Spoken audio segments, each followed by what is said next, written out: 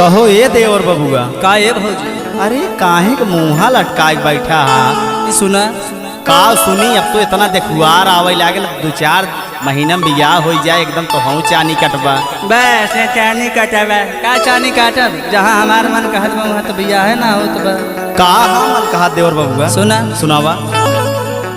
अरे नाही चाही कटरीना, अरे नाही चाही हो करीना, भौजी निकला गई तोहरी बहिनिया ना, भौजी निकला गई तोहरी बहिनिया ना, भौजी निकला गई तोहरी बहिनिया ना, भौजी निकला गई तोहरी हे बहिनिया ना हो बहिनिया ना हो बहिनिया, भौजी निकला गई तोहरी बहिनिया ना, भौजी निकला गई तोहरी बहिनिया ना, भौजी निकला गई तोहरी बहिनिया ना, भौजी निकला गई तोहरी।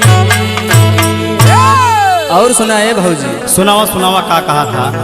अरे लाली ओठ पे लगावे, अरे जैसे रसगुल्ला चुआवे, अरे केसिया जैसे लहरावे हो नगिनिया ना, केसिया जैसे लहरावे हो नगिनिया ना, केसिया जैसे लहरावे हो नगिनिया ना, केसिया जैसे लहरावे।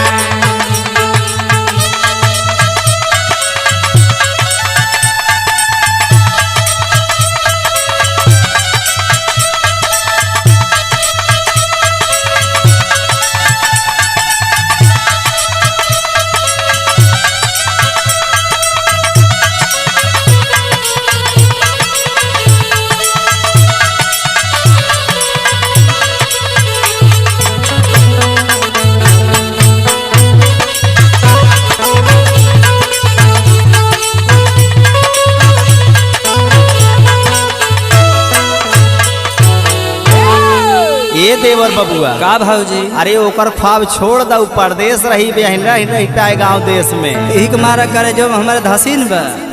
सुना सुनावा सुनावा। अरे मखमल जैसे बाटे कमर, अरे देहिया लागे संग मरमर,